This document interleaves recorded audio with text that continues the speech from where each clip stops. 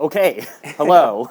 We are all the way in Ecuador, and we are at Finca Soledad Inimabura. in Imabara with my friend Jose. Hello, everybody. Yeah. My friend Ryan. So we came all the way out here, and I thought it would be fun to just sit down and talk with Jose about his entire background. How does it feel like to be a coffee producer, and what's coming in the future, and all of that. I think it's just so amazing to be here and be with you because to me you are the next generation. You truly are the next generation of producer, and the coffees that you have been putting out and the we have some of them here. They've been quite amazing. So, I just wanted to sit down and have that conversation. We are out here at the farm. It's late at night. It's raining. But yeah, we'll make it work. We just wanted to talk about stuff. So, why don't you introduce yourself? Well, hello, everybody. I'm Jose Ignacio. I'm 19 years old. I've been living my whole life in Ecuador, in Quito, but also like going from Quito to the farm. As always, since I was like maybe 5 years old, I've been coming to the farm.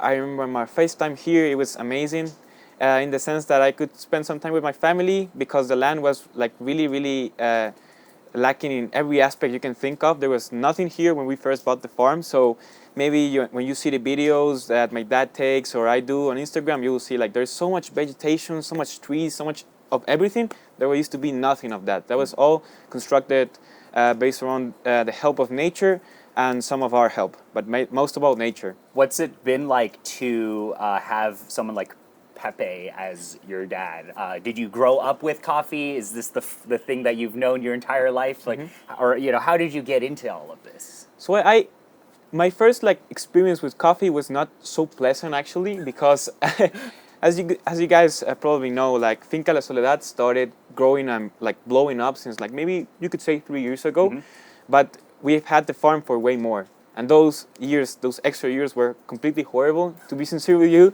because since I was a kid, I only saw my dad struggle a lot with coffee, because my dad was not an agriculture before. He didn't have any type of like information around agriculture, and like he suffered a lot, and I didn't see that, as like a business aspect because it wasn't a business. It was not like a good business at all. And yeah, for me, since I was a kid, coffee was a struggle, And at some point, I started getting more into like the sensorial part, and I started getting more into coffee. But I always only like to work at the farm, I love to work with my friends, Miguelito, and just be around here. It's amazing, as you can tell, Beautiful, yeah. But coffee was never like the main focus. I never understood like why my dad likes suffering so much. Like why you just plant sugarcane and make panela, and you just sell it for like even a better price. But I would say that living around coffee my whole life teach me a lot of valuable lessons. But more of living around coffee, living in the countryside of Ecuador, because my dad has always like been an amazing dad to me. But he, when I was little, he used to make me work, and I still work like a 9 to 5 almost here. And he's like, oh my God, I need to work. And it's like work on the computer or like at some other place. It's like you pick up the shovel and you start like cleaning up the plant, or like picking coffee. So it was like, oh God damn it. But that for me, it was really important because with that, my dad helped me build one of the most important things a human can have, in my opinion, which is discipline and humility. Because I feel like that's two of the main things that a person should have to be like to be a good human being, And I feel like the countryside, the farm, teach me all that. Teach me to be truthful to my nature, being kind to nature, being kind to other people, and just that hard work really pays off, as you can see. And I didn't even do most of the hard work. Like I do the labor and stuff, but my dad did the thinking. My dad did the other. When I was in Quito, he did the hard work. My dad has always put his hands on the ground, like getting his hands dirty, breaking his back, doing all sorts of things to nature. But that's beautiful for me because like my dad obviously like in a sense enjoyed the money that came, well, and But the thing is that he always did it because he wanted to create a garden. He wanted to create an environment where animals can coexist. You can see armadillos walking by, like, what are you doing here? Like, this is my place. And just building like a respectable environment for coffee and for the other trees, the other things we have here. So I always had like the great example. And now that the farm blew up, because of how it did, and like in immense capacity, it's been like amazing. And then it starts the journey of like this new stage of Finca La Soledad, this last 3 years where everybody just boomed, And I was like, at the start, I was like, oh, that's so good, this is so cool, this is so cool. And I used to go like, for example, when I first went to my first international event in Taiwan, it was amazing. Like seeing all these caffeinated people in one place, you could almost feel like the energy burning, like, yes! But the thing is that I've always been known at that point, mostly as Pepe's son, because they saw me in the videos working or anything like that. So it's like, I love being Pepe's son, but I don't want to be known as Pepe's son, So what I started doing is just getting like, first I opened my own Instagram and I started uploading my videos with my style. And I think that helped me create a little bit more of like a name for myself, because I feel like you keep what you work for, and you earn what you keep. So I need to put in the work. I don't like social media. I hate doing like recording, and I just prefer to leave it like at the moment. But still, I did it, and I actually enjoy it now a little bit more. Not as much as my dad, who is like always like with the camera, like Instagram everything. Cool. I don't have that, but I still like try to put the hard work in as much as I can, and it just started paying off, because in Chicago, like for the first time, like there was like, oh, you're Jose, and I was like, yes, I'm Jose. And also like there was even some people that recognized me because and not my dad. And I was like, I'm catching up, and so that was really cool.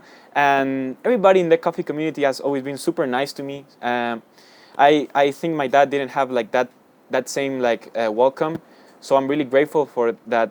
What my dad has opened the path for me in the coffee industry, and yeah, now it just translated into one of my biggest like dreams is San Pedro. Yeah. We'll talk a little bit about San Pedro soon, but yeah, this is why we're doing a video like this. Is a lot of people, it's like, oh, it's Pepe's son, right? Mm-hmm. Great, he does great work, but there's a difference of I wanted to just highlight kind of your story, right? I mean, a lot of people know Pepe, and we're hanging out with Pepe also, but it's, for me, the interest is the next generation, right? Which is like you're taking all of these things that your dad has taught you, and applying them in kind of your own way. And we're going to talk about San Pedro there, but I want to talk a little bit more about your kind of time in the U.S. You spend, actually, the first time I met Jose was actually at Say. I end up at Say a lot, and he was helping Lance and Liam do production, cupping, all of that. And I want to just talk a little bit about how did you end up in the U.S. and Say specifically? Mm-hmm. Yeah, so the story starts like this. Lance was coming to the farm for the first time. So I was really excited about that, and I always dreamt of like going to New York, because I don't know why. Like you see on the movies, and New York is so romanticized, like it's the greatest city. And I just want to go there, like to tourist around or even to stay there. But I always felt attracted to that city, even though like it's kind of like it's weird, because I've lived almost my whole life at the farm, which is such a peaceful place with just only here it's the birds chirping. But I want to go to one of the busiest cities easily in the entire world. So I was like, it's like a strange, but I always felt like attracted to that city. So Lance came to the farm, and we made a great connection between me, him, and my dad. There was like, I say like Lance is my dad's lost brother. They're really similar, so it was quite fun. And at some point of a conversation we were having, Lance told me like, I actually have a job opening in New York. And I was like, oh, that's so cool. I would love to go. And he was, just go. Just come, dude. And after that, like, I think my dad heard like through the window, like, and he just like, I don't know how he got that piece of information, but somehow he got it. And he stopped with his phone like for 10 minutes on the couch. And I was like, oh, okay, I'll just keep talking to Lance. And at some point he was like, hey, he touched my shoulder. This is your plane ticket. This is when you're leaving. One-way ticket. No return. Good luck. Okay, so I first got to New York, and like the history is that I was I was planning on staying not for so long because of harvest and because there was this San Pedro in the talks, which was like almost like. The fun fact is that they actually signed like for the property to be ours the day I went to New York, so I couldn't stay for long. And at some point they were like, we couldn't grab somebody for less than 6 months. At least it needed to be that, and I couldn't do that. So I was like, God damn it! At some point I was like thinking like, damn, I'm about to like be a week here and go back to Ecuador because you can't live in New York without a job. And San Pedro was nearing, and I was like, damn. But Lance was kind enough to tell me like, hey, you can come in on Sundays and cup with us. And I was like, oh, hell yeah. Which was really interesting experience too, because here the cuppings are like 10 coffees was like a big cupping for us. Like, oh my God, 10 coffees, we're not going to be able to sleep. And so that was quite like hard for me. But I went the first day to say on a Sunday, we did cupping. Like, how much coffee do we have today, Lance? Oh, we only have 72.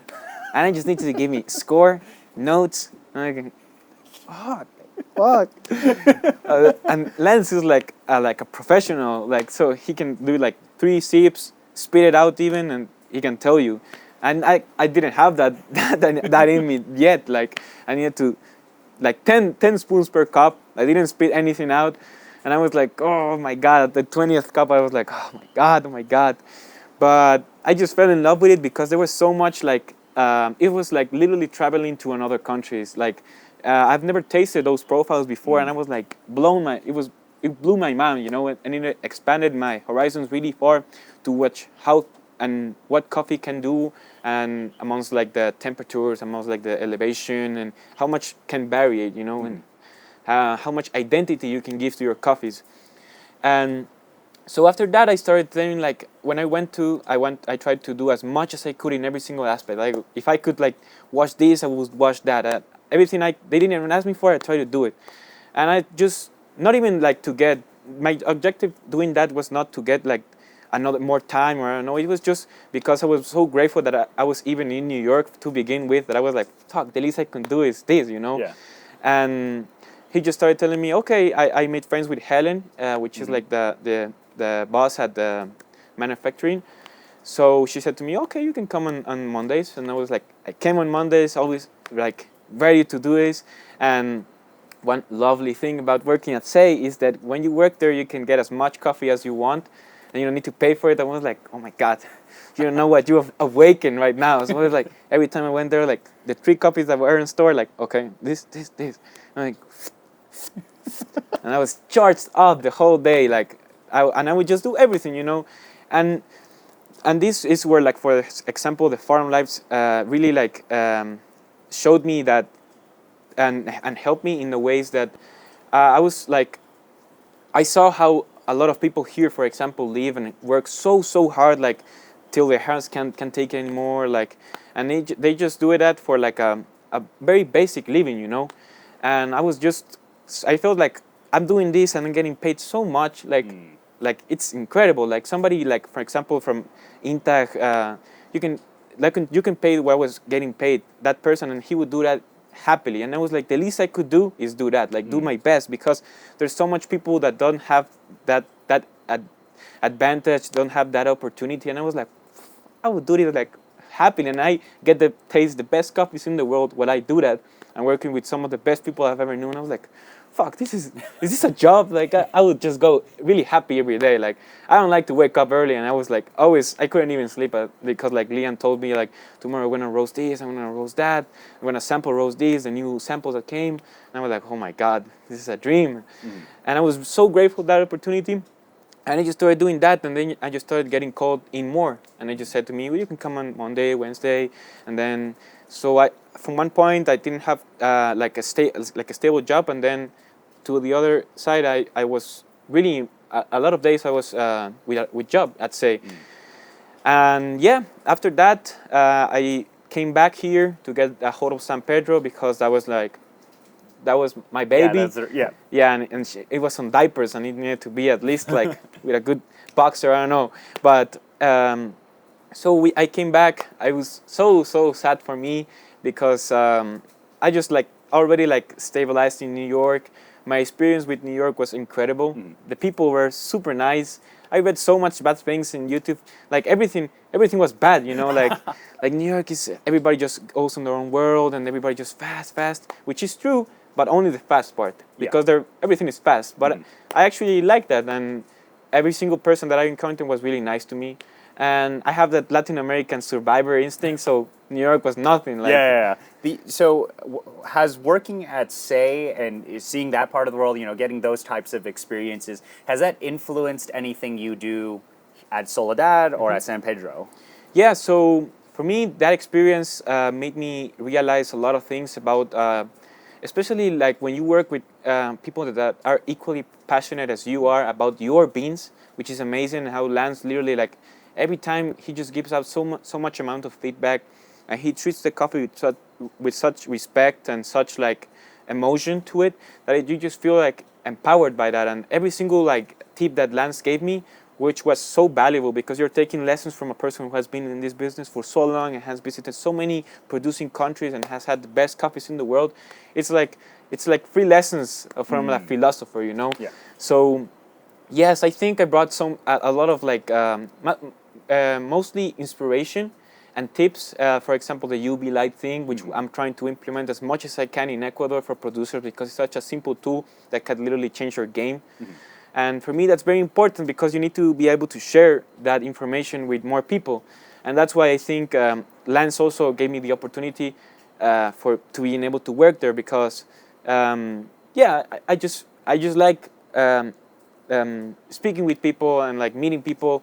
And that here is very important because we need to, as producers, be always together, which always may be kind of hard because of personal interest, you know. But still, like trying to get the most out of Ecuadorian coffees because when Ecuadorian coffees win, either way or another, we win too, as a producer. Right, you are fully able to read, speak, write. Where did you learn English, and how has that affected your? Oops. Oh, wait, let me It's redo the that. caffeine. Yeah, it's the caffeine. We're drinking a lot of coffee. Being able to communicate, I think, is something that I've observed with you that is really interesting. I feel like this has given you kind of a leg up in terms of getting things done, talking to people. I mean, being able to work in America, right? Like, where did you learn all of this? And reading, movies, like where did that come from? So, well, for me, I already had like some classes of English in my school. They were not so good. They were mostly basic English. I mostly learned a lot in my based around my English classes from my teacher Nelly. Shout out to Nelly, which was an extremely good teacher. Really hard on me, but taught me the most, like my dad. But mostly my English comes from video games. Yeah.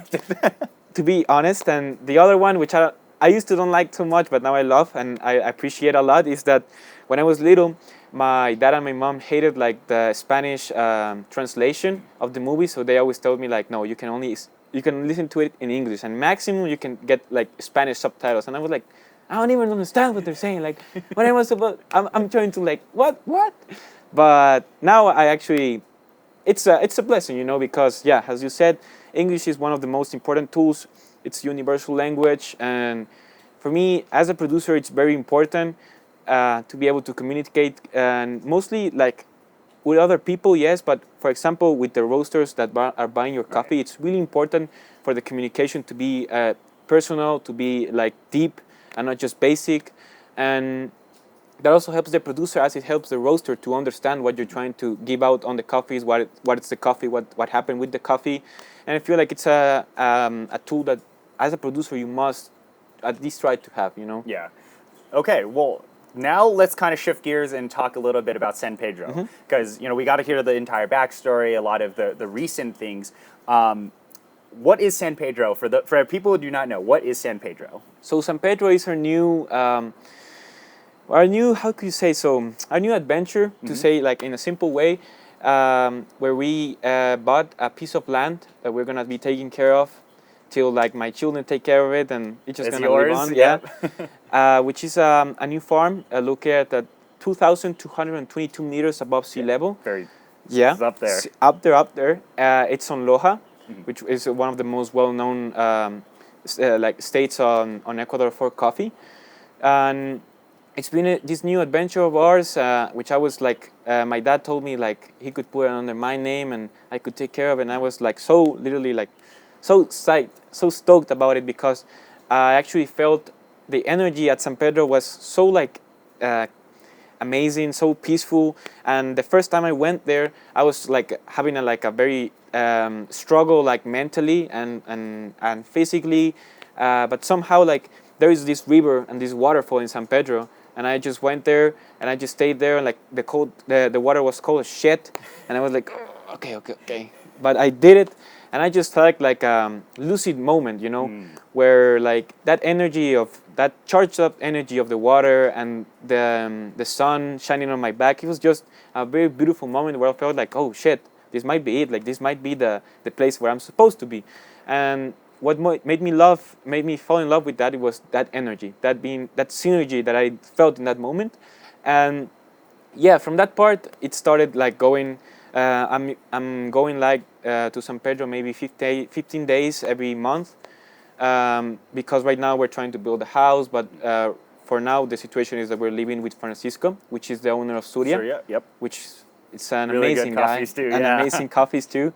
Yeah, the whole crew, the working crew, my friends there like Luchito, Jose, they're like super nice people. Every person I've encountered in the farm side of Ecuador has been absolutely delightful, absolutely amazing. They give you so much, like I feel like in some type of way it reminds me of like a Stoic philosophy, in the sense that they are so happy with with normal quantities of things. Like they don't need to have the best house, the best car, the best everything, you know. They just want to be like being able to have a fair living, which is absolutely and will always be like a main goal for us, to have a decent living, to have the things and that they want, you know. But they are like so content with so little that it's incredible, you know. Yeah. I mean, the coffees from San Pedro are absolutely amazing. I mean, considering first crop is potential. And that's why, you know, we want to talk a little bit about San Pedro, because it is the future and you are going to be managing it. And I'm very excited to see what happens each harvest, because it's only going to get better, which is absolutely amazing. When I first got to San Pedro too, before I had that moment, which was on the last days of my stay, I got to San Pedro and it was pretty like, to be honest with you, it was like pretty much like, there was nothing there. Like there was, it was a challenge, like a whole new challenge, because it's super harsh terrain. It's really sunny all the time. It's really like you can feel like your skin super tight and super like. So it was like a very big challenge for me, because I was like, I had the tools that I needed, but I didn't know. I was like thinking like, oh my God, we're gonna do this for 4 years, you know.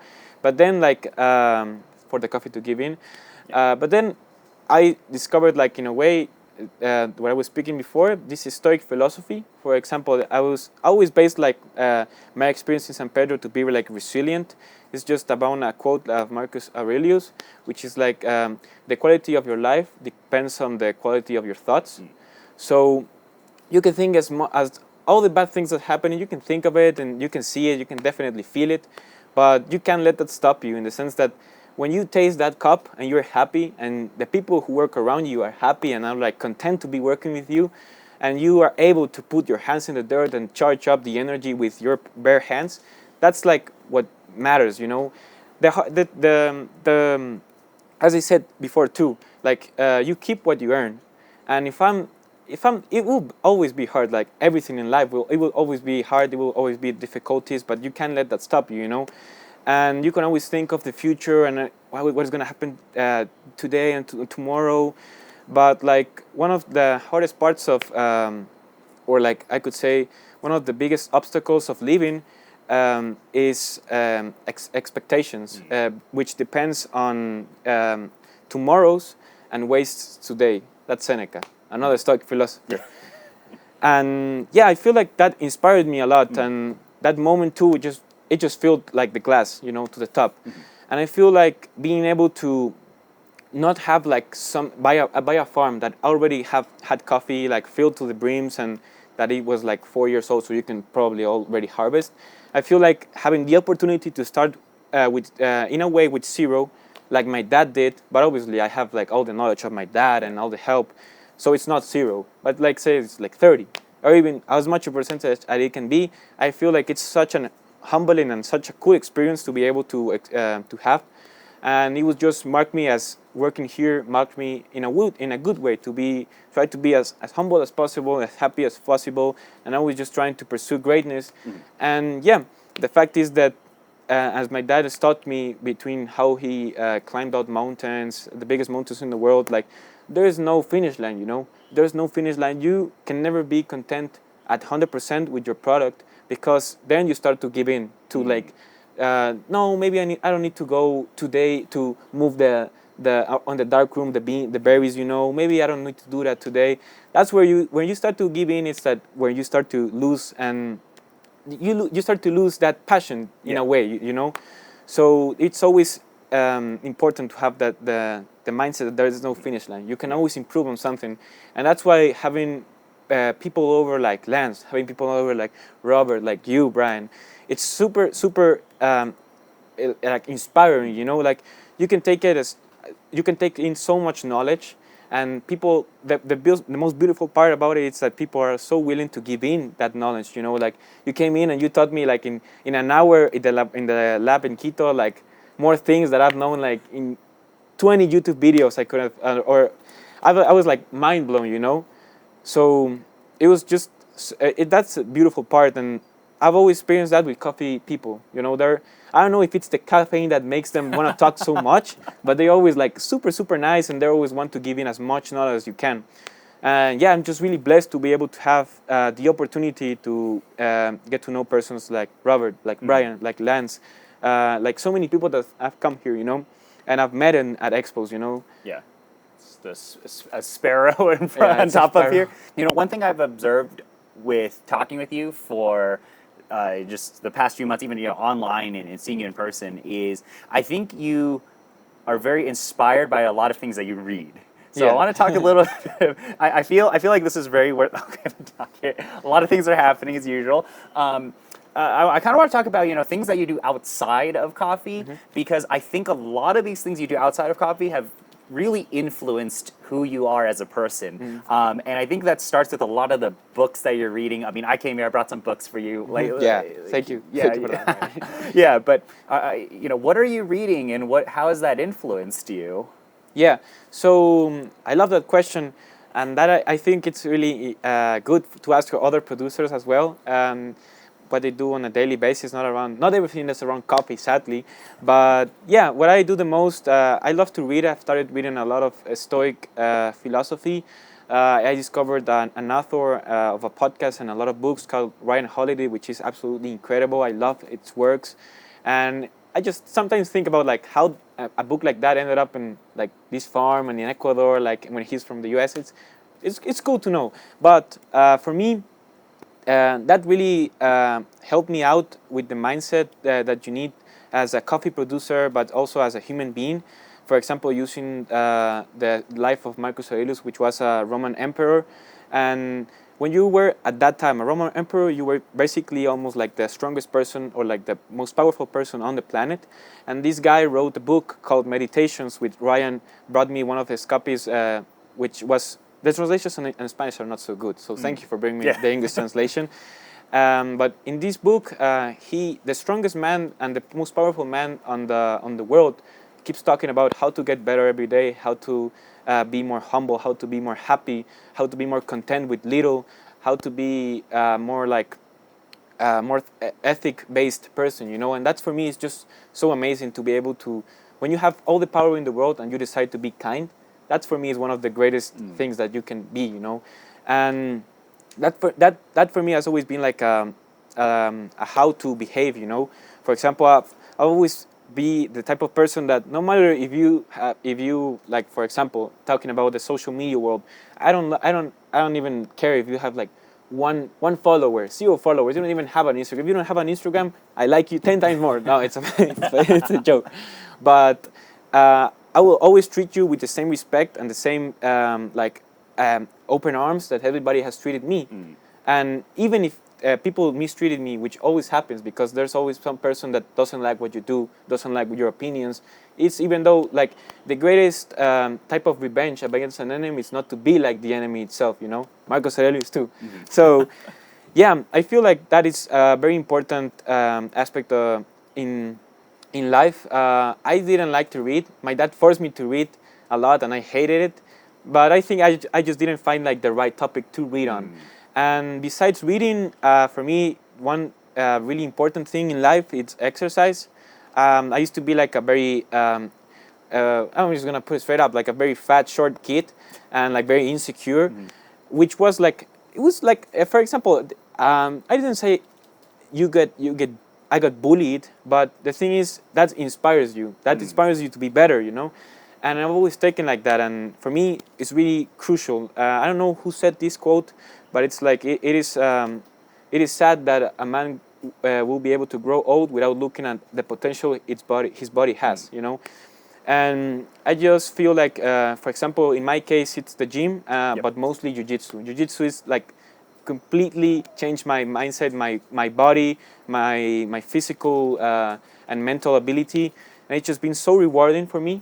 And I discovered jiu-jitsu when I was like 16 to 15 years old, and it's just completely changed my life. And I feel like everybody should give it a try. Okay, we're gonna get into jiu-jitsu now. Next blog in Jiu-Jitsu Academy. Of your coffees, what is your favorite? Can you pick a favorite? Okay. If you could pick one, or ranking, maybe you could say top 2 favorite. Okay.